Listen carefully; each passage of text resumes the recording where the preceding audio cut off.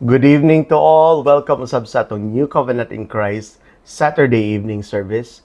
Nana po importante nga mensahe si Lord para sa tuang tanan. But before ta mag-adto sa atong main message, adto sa ato ang church declaration. Ready? Sabay-sabay tang tanan. Today, I receive all that Christ died to give me, His abundant life, limitless grace, boundless mercies, divine restoration of youth, and overflowing provisions. Today, I take hold of all God's blessings, healings, and miracles. I shall be transformed from glory to ever-increasing glory, and victory to overwhelming victory. I will enter the promised land of the believer's rest, seeing His mighty restoration in each and every area of my life. I proclaim that I am God's beloved, His highly favored child, His powerful servant, and His overcoming champion. And because I am blessed to overflowing, I will be a blessing to all in Jesus' name, and the people of God say Amen. If you believe that, church, then that would really be a powerful declaration sa atong kinabuhi even this 2025. So adto sa atong opening verse before ta mag-adto sa atong title. Ang nakabutang diri sa Proverbs chapter 3 verse 6 sa Amplified Version, it's the second verse of a very famous duo verse nga gina-quote kanunay.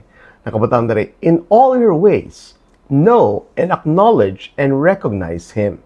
Si God daw, and He will make your path straight and smooth, removing obstacles that block your way. So, ang atong mensahe tonight is our true protector and waymaker. So, before ta mag-ato sa ato ang main message, ato sa ato ang opening prayer. Kailangan nato iampog itanan ang atong mga pagabuhaton, lalo na kung para sa Ginoo. Let us pray. Lord Heavenly Father, thank you so much, Lord, for our viewers tonight, Lord. Thank you, Lord, for giving them, Lord God, a blessing through this message, Lord. Salamat, Lord. Many believers, Lord God, and many of our members, O God, will receive your special protection, O God. Many will receive, Lord God, your way so that we can remove obstacles and paths and remove obstacles and hindrances in our paths, Lord, na kanang padulong, Lord God, sa among maayong kaugmaon ug padulong sa among abundant life nga gi-prepare nimo para sa mga, Lord. And salamat po kay Lord, that your ways are the best, O God. And salamat, Lord, every member will learn this, Lord, especially those who are watching tonight. Bless them in every area of their life, especially in their finances, O God. Salamat, Lord, you are our provider, you are our shepherd, you are our waymaker, and you are our protector, Lord, in every area of our life. In Jesus Christ's mighty name we pray. And the people of God say, Amen. So church, kung balikan nato tong verse, nakabutang dito, in all your ways, sa tanan do natong pamaagi, kailangan doon nato i-acknowledge o kailangan nato i-recognize ang Ginoo. Unsa lang acknowledge, Pastor? Well, gitanaw na ko sa Google kung unsay buti pasabot sa acknowledge. According dito sa Oxford Dictionary, ang duha ka definition sa acknowledge is, ang usa is, nakabutang diri, the expression of gratitude or appreciation for something. Kana daw na-express ka og pagpasalamat og kanang gratefulness nimo sa kabutang. Or, an acknowledgement, mo po na nimo makitaan bitaw ninyo sa pinakauna nga part sa kalibro. Naana diha, ginabutang sa author, nakabutang diha, a statement printed at the beginning of a book, expressing the author's or publisher's gratitude to others.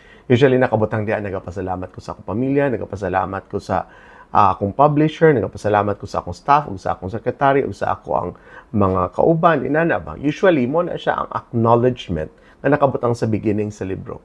So when the scripture tells us na kailangan nato i-acknowledge ang Ginoo, kailangan nato nga i-declare nato kanunay ang ato ang gratitude o pagpasalamat sa Ginoo sa tanan natong pagabuhaton or sa tanan natong area sa kinabuhi. Ingon diha, in all your ways, acknowledge and recognize God. So kailangan nato nga kung naaday tay mga ginaagian or nabatay kanang accomplishment, kung naman tay maayo nga nabuhat, kung naamantay ka ng na-earn or naamantay successful nga event or successful nga butang nga ginabuhat nato, then kailangan nato i-acknowledge gid si Lord. Kay according pa kay Lord sa Proverbs chapter 3 verse 5 nga atong gitake kaniha, kung ato ang basihan ang definitions nga na-share nako sa inyo gikan sa Oxford Dictionary nga mag-google ra pod ninyo, then kailangan nato ingnan ang mga nakabalo nga kining success nga kining trabaho nga kining earning nga kining event nga kini, wala gini siya, imposible gini siya mabuhat or dili gini siya posible kung dili tungod sa Ginoo or kung dili tungod sa grasya niya sa atong kinabuhi. Mo na atong kailangan ibutang, kailangan nato isulti di ay sa mga ubang tao, lalo na kung nagapangutana sa atoa nganong nga or naga-congratulate sa atoa or nagapasalamat sa atoa or nagabayo sa atoa, then we must acknowledge the Lord as the source of all of our success, all of our earnings, all of our blessing. Never gid nato pasagdan lang nga ang tao maghuna-una nga na-accomplish nato na pinaagi sa ato ang sariling kusog lang. So, when you do that daw, according sa pulong sa Ginoo, He will make our path straight. That means, hanayon ni atong dalan. Walay mga dangers, for example, walay mga potholes, walay mga butas nga dako nga pwede ta mahulog. Tanggalon niya tanan mga obstacles daw nga naa sa ato ang agianan, padulong sa iyang abundant life, padulong sa atong divine destiny, sa atong maayon kaugmaon, i-prepare niya para sa atoa. And also at the same time, mao pud ang way ni Lord nga protektahan ta niya. Whenever we acknowledge the Lord magud, we are actually praising the Lord. Praising is not just singing, but sometimes when you say nga, si Lord ang source sa akong blessing, or si Lord ang source sa akong good success, or tungod ni kay Lord tanan, walay ako adiri, then you are acknowledging the Lord. You are praising the Lord and you are acknowledging the Lord. That's why, kining power of praise is very, very powerful because it incorporates a lot of scriptural principles. Na diha ang power of declaration.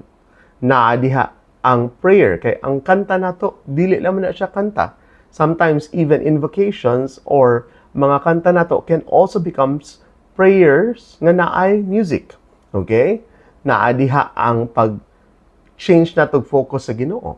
Na diha ang pagdeklara sa scriptures atong kinabuhi. Daghan gyud kaayong mga benefits or mga prinsipyo nga naka-appeal diha sa pagdayeg o sa pag-praise o sa pag-knowledge sa Ginoo.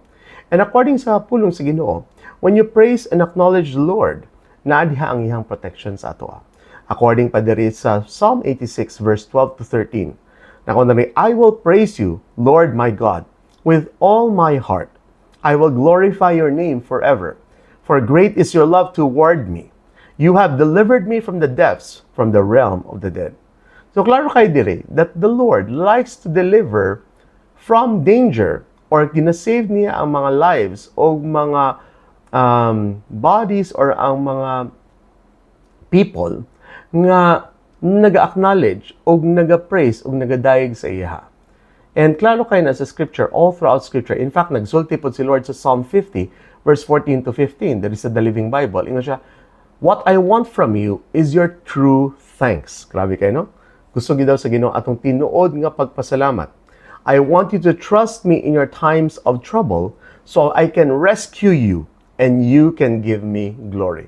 So intertwined kaayo, church, or included yun sa atong pagpasalamat o sa pag-acknowledge sa Ginoo ang protection niya sa atoa, protection niya sa atoang finances, protection niya sa atong trabaho, protection niya sa atong pamilya. Connected kay na siya.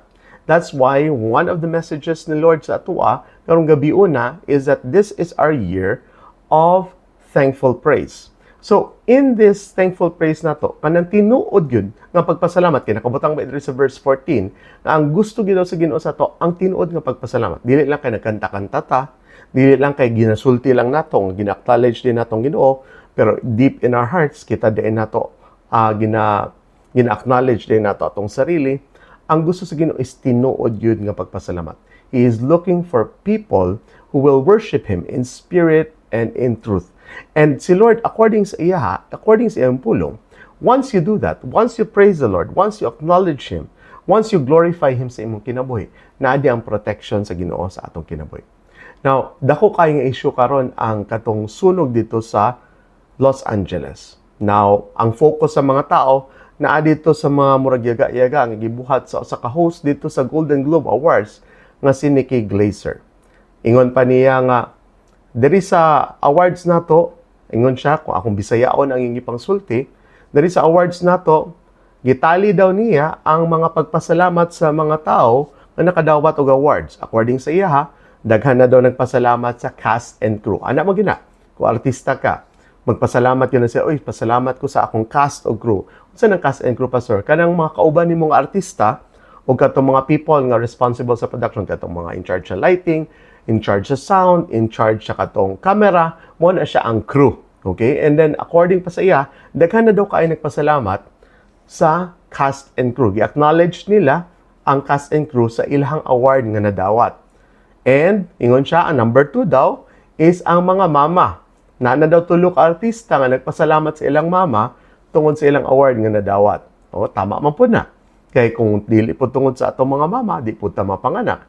So therefore, nagpasalamat daw ang tulo ka buok artist sa ilang mama. Tapos ang pinakalasan, ingon siya, wala pagi daw nagpasalamat sa Ginoo nga nagbuhat sa tibuok kalibutan.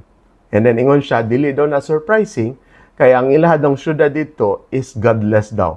Not surprising in this godless song. That means, ang mga tao daw dito, dili daw nagatuo Ginoo. Or dili sila kabalo mag-acknowledge sa Ginoo. Sayang kayo because dili na ko gusto i-focus ang cause of fire or katong words ni Nikki Glaser. Tan-awon na to ang underlying cause nganong dili maprotektahan sa Ginoo ang lugar nila. It's because kung tinuod ng ginasulti sa host dito sa Golden Globe o gipaagi niya sa joke, kung tinuod man na nga ang mga tao dito is dili gyud nagatuo sa Ginoo or dili nag-acknowledge sa Ginoo or wala man lay nagpasalamat sa Ginoo. Remember maguna ko tungo na when I was still a young Christian, basta naa gani mga Hollywood actors or na mga makadawat og awards sa Grammys kanang mga musician, daghan gyud kay kung madunggan nga nagapasalamat sila sa Ginoo. Maingon gyud sila, first I would like to thank God, I would like to thank Jesus for my award. Ana-ana gyud ang mga artista tong una. Pero something happened within the past decades. Nawala ang Ginoo. Nakalimot ng tao or somehow naging unpopular ang magpasalamat or magpa-acknowledge sa Ginoo. Sayang kaayo because kung kabalo lang unta sila mag-acknowledge sa Ginoo or kabalo lang unta sila magpasalamat sa Ginoo or mag-praise sa Ginoo, then I believe then the protection of the Lord would have been present sa ilang lugar. In fact, nagani usa ka Kristohanon dito na video nga nakita nako nga nasunog gyud iyang mga silingan unya sila man mga Christians man daw sila ingon sa ako sa kato nagpadala sa video nga mga Christians man daw sila, nag-ampo daw sila, kunya somehow, nasunog ang ilang silingan, nasunog ilang mga kauban, pero ilang balay lang yun ang wala nasunog. Sa video atong Kristohanon nga kadto, gina-acknowledge yun niyang Ginoo nga mo'y nagprotekta sa ilang balay. In fact, niingon pa gani siya, nganong siya lang naprotektahan, ana siya nga, dili daw niya gina-deserve ang katong grasya sa Ginoo sa iya o sa iyang pamilya. Natingala gyud siya nga bisan ang mga kahoy-kahoy nga duol sa iyang balay na nasunog, pero iyang balay wala gyud masunog. And I learned from katong kauban nato sa church nga nagpadala sa video nga ang family DNA is Christians and they all prayed about it at the time nga naabot na ang sunog. So amazing gyud kayo. Pero dili man pud tanan Hollywood actors inana gyud ka horrible nga dili kabalo sila mag-acknowledge o magpasalamat sa Ginoo. Nay usa ka Hollywood actor nga openly Christian gyud siya, kusog kayo siya magpasalamat sa Ginoo. Pero as far as I know, pag Google na ko sa iya, wala po siya nag-participate dito sa Golden Globe Awards. Unya wala po siya na award nga nadawat ug dili po ko makabalo kung di na ko makitaan kung nag-attend siya. It seems nga wala siya dito. So, kining Hollywood actor nga kining openly Christian kay si Chris Pratt. Si Chris Pratt who is the star of kanang Guardians apod ang usa ka big star sa Jurassic Park ng mga latest nga mga movies. Kini siya grabe gyud kay siya magpasalamat sa Ginoo. Ma-amaze gyud ko sa iya habay kay even basta magdawat kan siya award dito so for example sa Kids Choice Awards several times na niya gibuhat. Iyahag yung pasalamatan si Kristo. Moingon gyud siya nga acknowledge Jesus as my Lord and Savior. Tanawa pa gyud ninyo ning clip nga kini. I would not be here with the ease and grace I have in my heart without my Lord and Savior, Jesus Christ. Even when he's accepting awards in a room full of people and paparazzi ready to pounce on his every word, Chris Pratt humbly gives all the glory to God. I want to thank God. I always do that when I'm up on a big platform in front of a bunch of young faces. I say, I love God. That's my thing. I love Him. And you should too. Tapos na bless po ko sa iyang kinabuhi. Kay dili gud siya mahadlok mag-share kung unsa ang Ginoo sa iyang kinabuhi. Even sa iyang social media na po siya gi-share sa video nga which is also nagasuporta pod sa ato ang theme of the year nga unsa ang power sa praise and worship. Na ingon pa siya diri sa video nga kini nga natulog daw siya nga feeling down, feeling depressed. Unya di daw siya gusto mag-exercise sa sunod nga adlaw pero kabalo gyud daw siya nga maayo gyud daw sa iya ha kung mag-jogging siya unya maminaw siya sa praise and worship. Mao ni ang testimony. Good morning, everybody. I woke up, well, I went to bed last night really kind of upset and depressed, and I woke up feeling crappy. And I didn't want to work out. I didn't want to. I knew, though, that if I put on my Christian music playlist and I got out in the woods and ran, that I'd feel better, but I just didn't want to. And I did it anyways, and gosh, was I right. It felt amazing. I got out in the woods, got my blood pumping, and God is like, who sat down there right next to me? I say this as a guy who, I don't get emotional that often, but I actually got emotional out in the woods. I was out in the woods on this run, and I just felt like there was another in the fire standing next to me. And that was the song, actually. I don't know, I think that's the lyric in the song. I don't know the name of the song. It's a really good one. But that moment, it really captured me. And so I just want to say all glory to God. And if you feel down today, maybe get a exercise and maybe listen to some good worship music or get the word in, because it really helped me this morning. So makita nimo diha nga powerful gyud kaayo ang pagtugtog og worship music. Mo na katong ginasulti nako dugay na nako ginatudlo sa church katong sa Book of Samuel that katong time nga gi-raid sa mga Amalekites si David o katong ilahang mga pamilya o ilahang mga anak o ilahang mga butang nga David strengthened and encouraged himself in the Lord. And that is what he did. Unya according sa iya na feel gyud niyang presensya nga kauban gyud daw niyang Ginoo nga naghilak-hilak siya dito sa lasang kung asa siya naga-jogging unya ma-feel gyud niya nga naa gyud daw si Lord dito kauban niya kay tinuod gyud na because worship enthrones God kung asa man ka, right? We took that up sa atong Thanksgiving Sunday and theme of the year Sunday last Sunday nga wherever you praise the Lord, He is enthroned there sa imong lugar. And that is also the way you enter into the courts of the Lord, sa iyang presensya. Kung asa ka makareceive of grace and mercy sa imong time of need, according sa Hebrews 4, verse 16. Because the throne of our God, the throne of our King of Kings, is also a judgment throne. So, amazing kayo na siya. So, the thing is, dili tanang tao nga naa sa US or artista is inana because naa mo success nga gikan sa Ginoo. Ang success nga gikan sa Ginoo is nindot gyud. Nindot gyud ka na makabalo gyud ka nga gihan-ay gyud sa Ginoo ang tanan, ihag yung giayos like personal testimony pod ni Chris Pratt sa pag-meet niya sa iyang asawa sa simbahan. Nga dito daw sila first nag-meet nga gihan-ay ra gyud daw sa Ginoo ang tanan. According to him, she's the love of his life. Unya kanang ang Ginoo gyud basta magbuhat gani siya pamaagi. Whenever his people praise him and acknowledge him, God will create a way for you. And that way will be safe and protected ka from harm. That way, tanggalo niya tanan mga balakid, mga hindrances, mga obstacles sa imong good success. And in that way pod, madawat pod nato ang perfect nga future nga giplano sa Ginoo para sa atoa. Kaya sa tinuod lang, kung dito lang unta, kung kabalo lang unta sila ma-acknowledge sa Ginoo dito sa Los Angeles, then pwede unta sila maprotektahan sa Ginoo. Kaya sa tinuod lang, ang tinuod nga magbalantay sa mga syudad, dili man atong military, dili man atong police.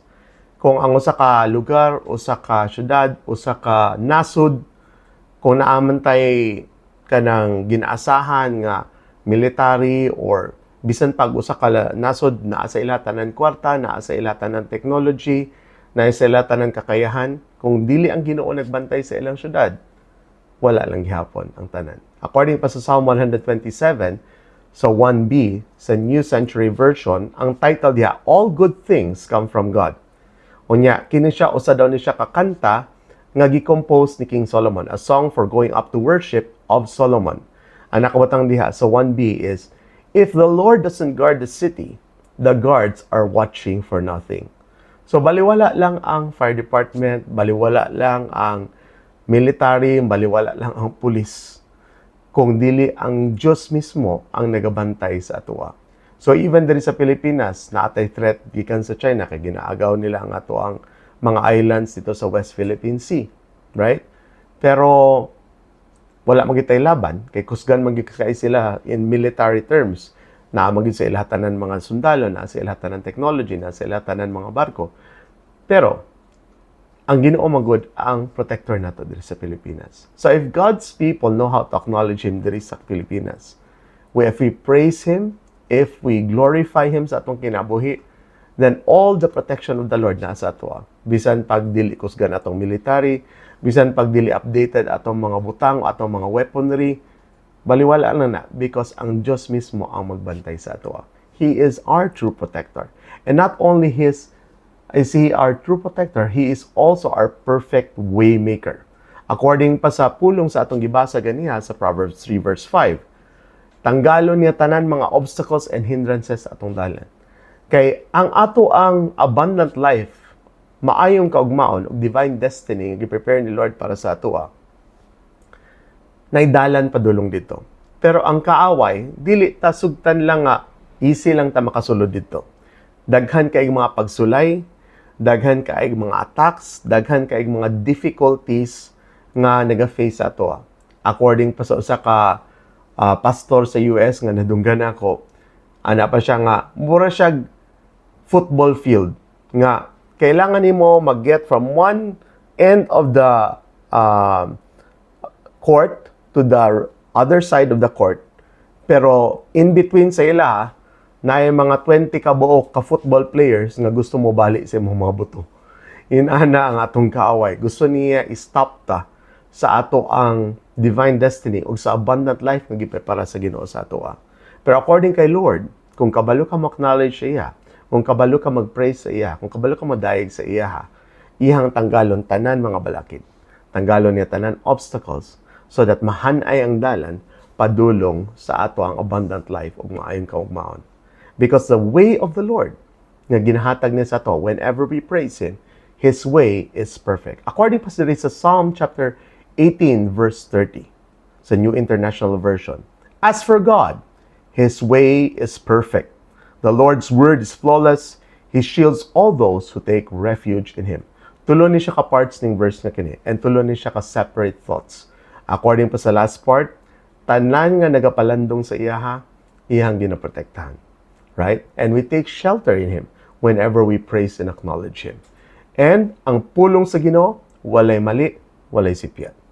And ang pinaka-importante, ang pamaagi sa Ginoo o ang dalan nga gina-prepare niya para sa atoa, it is always perfect.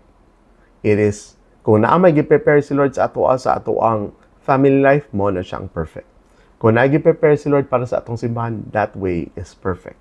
Kung naamay gi-prepare si Lord sa ato ang relationship sa atong family, ang pamaagi ni Lord is perfect. Kung naman siya way nga gibuhat para maluwas ang atong mga family members kung wala pa naluwas, that way is perfect. So church, ang ako ang encouragement sa ato karong gabi una nga mensahe ni Lord para sa ato. He wants us to know that when we acknowledge Him in every area sa atong kinabuhi, whenever we praise Him, whenever ginadayeg nato ang Ginoo, He will remove all obstacles in our path. He will make our way straight. He will make a way where there is no way, and He will always protect us from all attacks of the enemy.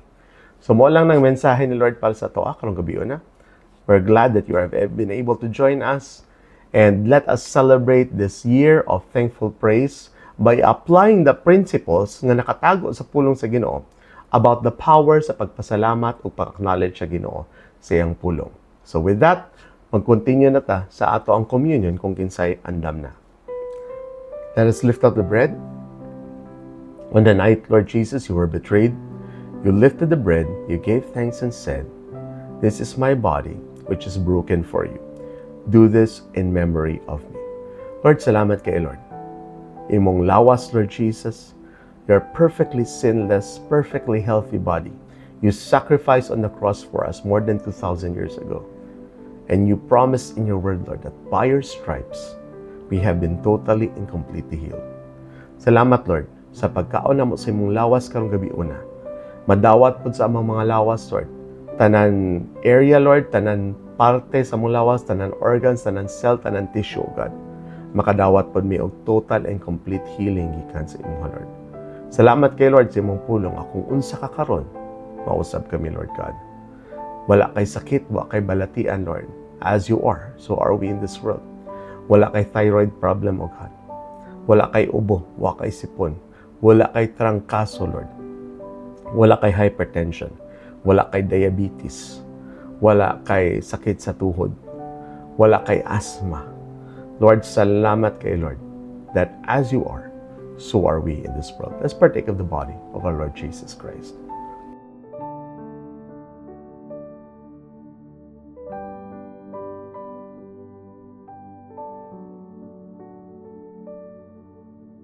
Let us lift up the cup. On the same night, Lord Jesus, you lifted the cup, gave thanks and said, "This is my blood, the blood of the new covenant." Ingon ka, Lord, sa Matthew 26:28, nga gibubuo ni Lord para sa kapasayloan sa tanan kasalanan, Lord. Salamat, Lord. Ang imong dugo nga giula nimo sa cross more than 2,000 years ago, Lord, mo'y naglimpyo sa amoa, sa among tibuok kinabuhi, Lord. Every sin, past, present, and future has been paid for by you. And karon, Lord, sa mata nimo, wala na may buling, wala na may kunot, wala na may mansya. Salamat, Lord, that you rain blessings upon the heads of the righteous, according to Proverbs 10 verse 6. Therefore, Lord, we have become the righteousness of God in you. And because of that, Lord God, tanan blessings, tanan pulong, tanan promises sa imong pulong, Lord God, madawat po na mo karong gabi una. Along with your blood, we receive every good success, every victory, and every promise in your word, for they are all yes and amen in you. In Jesus' name, let's drink the blood of the Lord Jesus. Hallelujah. Let us pray. Lord, Heavenly Father, salamat kay Lord for our viewers tonight. Salamat, Lord, ma-apply nila, Lord God, ng mga prinsipyo nga nadunggan nila karong gabi una. Salamat, Lord, they will learn to acknowledge you, Lord, sa tanan nilang mga kauban sa trabaho, sa tanan nilang mga clients, sa tanan nilang mga superiors and bosses, O God. Salamat, Lord, that as we do so, Lord, in our lives, Lord, as we make acknowledgement and praising you, Lord God, vocally, Lord God, among all the people, O God, the nations and everyone around us will know that you are a God who protects your people. You are a God that removes hindrances and obstacles to our great future that you have prepared for us. And that you are a God who protects your people, O God, no matter what happens on this earth. You are our true protector, and you are our true way maker, Lord. And your way is always perfect. It's always true. Salamat kay Lord for blessing your people tonight, especially, Lord God, their work and their finances, Lord, and all their sources of income. Salamat, Lord, sa divine favor and divine wisdom, Lord God, kung sa'y pagbubuhato na mo sa tanan area sa mong kinabuhi, Lord. Because, Lord, your way is perfect, Lord. Therefore, we pray that your way and your will be done in our lives.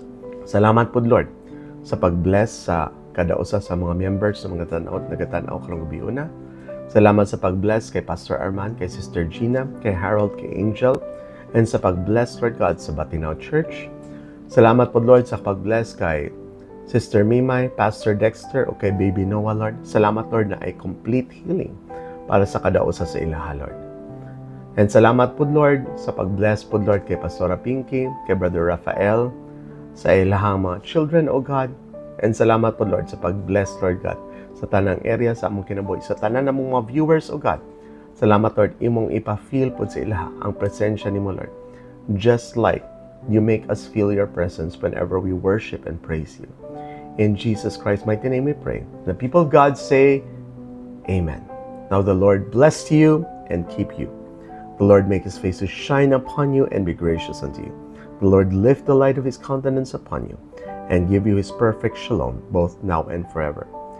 Now unto him who is able to keep us from falling and to make us stand holy and blameless in his presence, unto God our Father and unto Jesus our Lord, be all glory, all majesty, all honor, all praise and dominion forever and ever in Jesus' name. And the people of God say, Amen. Thank you for joining us tonight. Join us tomorrow as well sa ato ang church site for our Sunday morning service. Shalom, see you then, and goodbye.